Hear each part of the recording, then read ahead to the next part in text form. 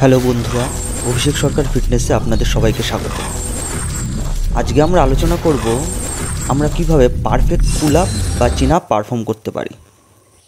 Back ডেভেলপমেন্টের ক্ষেত্রে চিন আপ কিংবা পুল আপের ভূমিকা অপরিসীম। আমরা কিভাবে বিগিনাররা পারফেক্ট চিন আপ পারফর্ম করতে পারি সেটাই আজকে শিখব।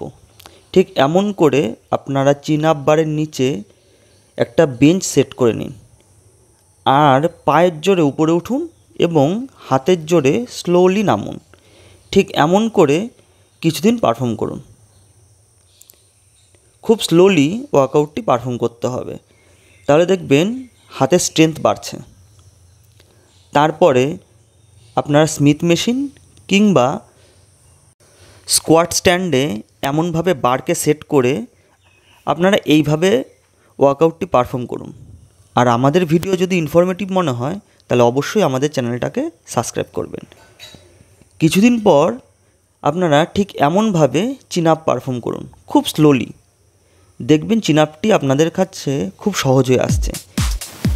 আর এই ভিডিওটি আপনাদের কাছে ইনফরমেটিভ মনে হলে like, comment, share and please subscribe.